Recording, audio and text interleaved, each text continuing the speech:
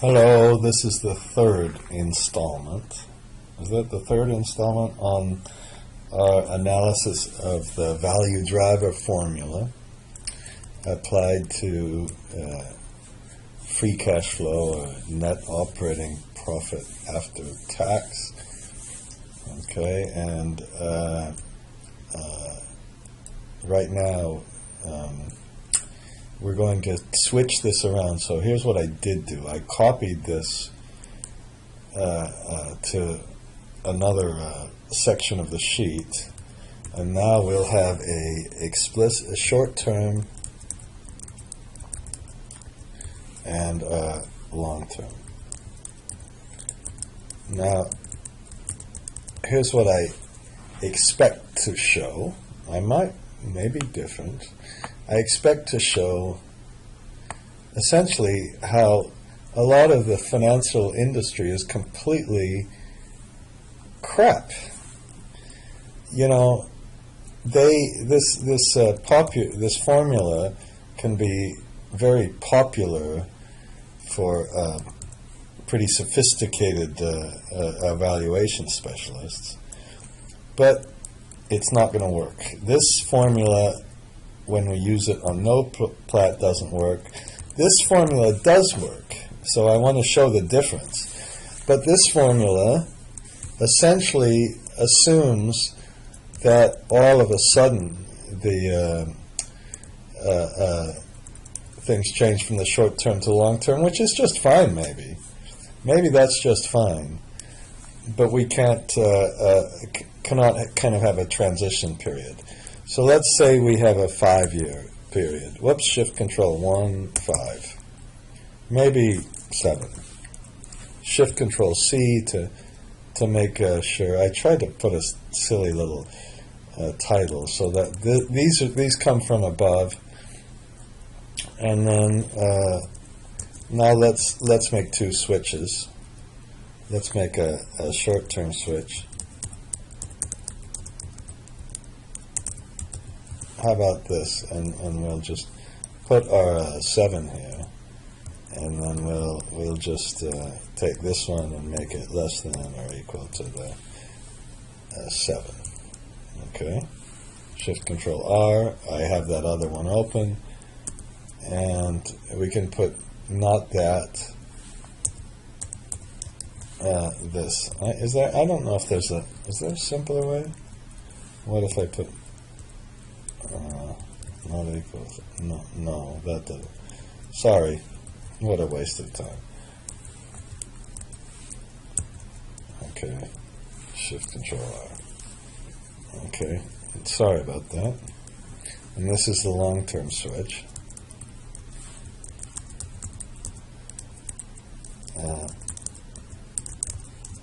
Come on. Okay, and you remember the other thing you can do, Shift Control F, Shift Control T. Okay, that's just a simple little macro.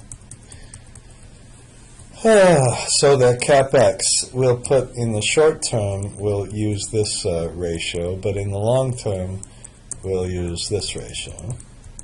So we can just say, well, let's take this true, multiply it by this one with the F4 plus this true, or false, times this one with the F4. Shift Control R. Oops, no. Oh, shoot. And then that's our ratio, but remember, we multiply this, of course, by the, but we multiply that by the depreciation expense. Shift Control R. Okay, and then we have the depreciation rate on the net plant. Remember, we can't really get that, so this is well, maybe this will put this times F4 plus this times 4 times the opening balance. That's our depreciation. And then our closing balance is the opening balance, blah, blah, blah. And then the NOPAT, or NOPAT, is 15% in the short term, 9% in the short run, so we have to do this whole thing again. This one times, I could have probably put a, you know, I'm not going to do that. Plus this one times this one times the opening balance. There's that one. And this is the tax rate that didn't change. The depreciation we added. We got the EBITDA. We take this out, and I guess we've done everything. I hadn't copied this across. Whoops. Okay. So we have all of these things now. Now we can get our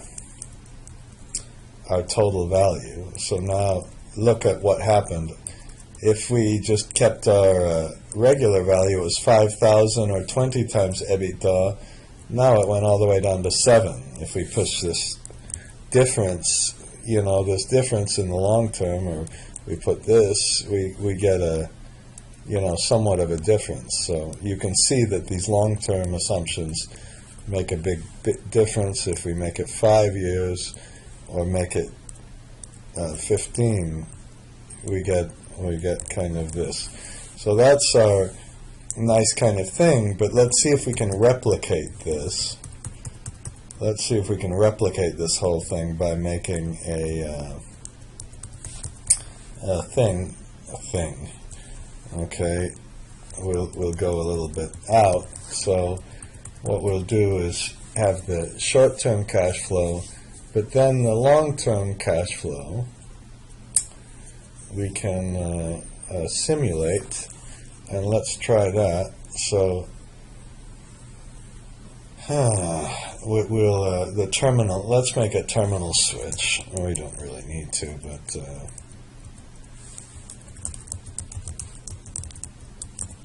okay, pretty boring. I'm being boring today, I'm sorry.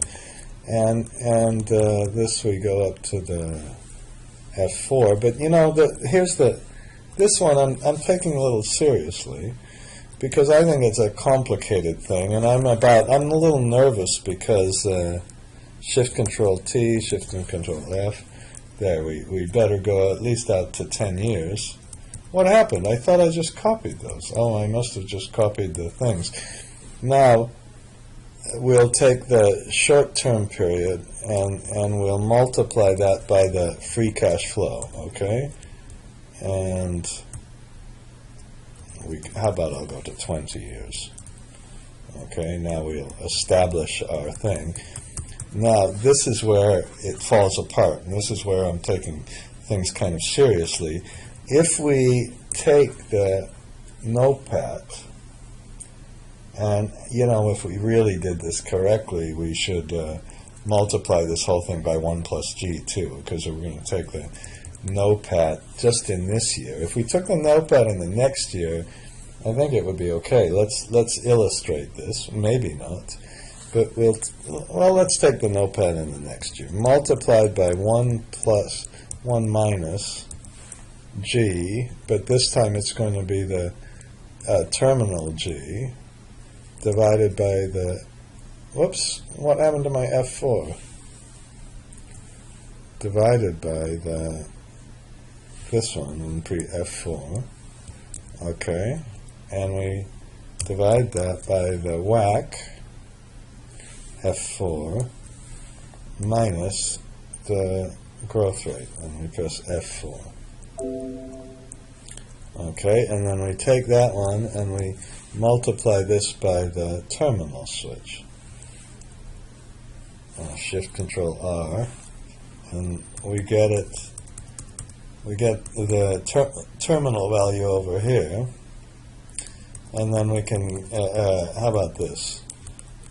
Alt equal, and then we get our total cash flow, and our value is going to be NPV at the weighted average cost of capital. That's the one thing we didn't change yet. I mean, I suppose we could. 2308, which is, this time it's lower. It's too low.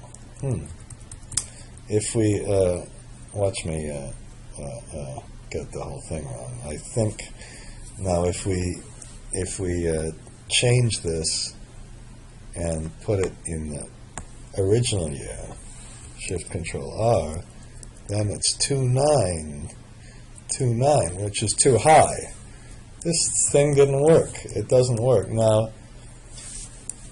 let's put this one here, and then press, how about Shift Control R on this one? Shift Control R on this one.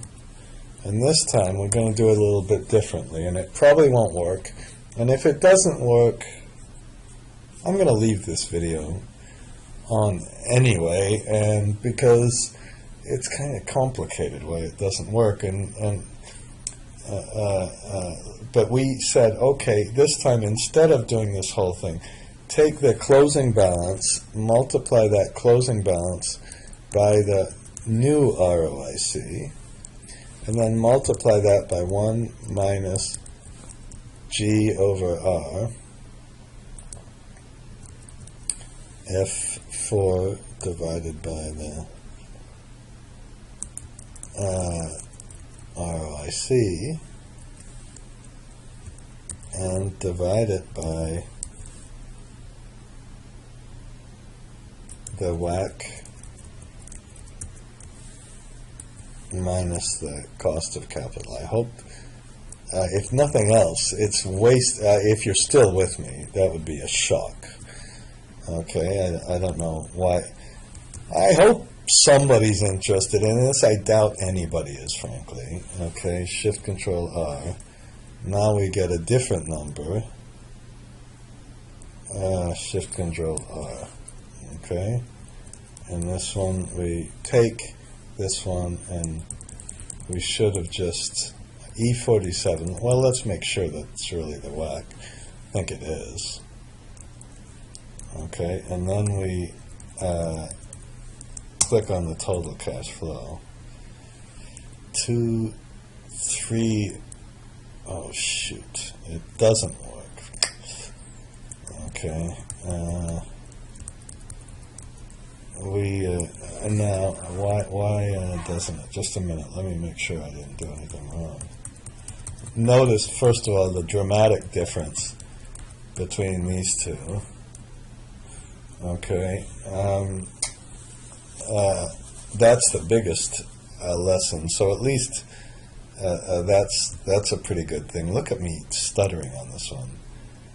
Enterprise value. I gotta make sure we did this. We put equal NPV, and we took the discount rate, and we then collected all the cash flows.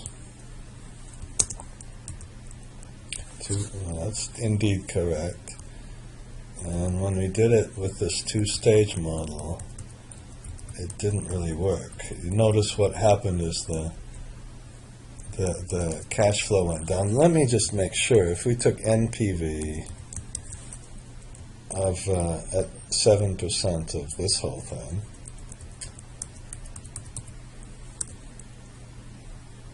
and then I take this one, we get 3.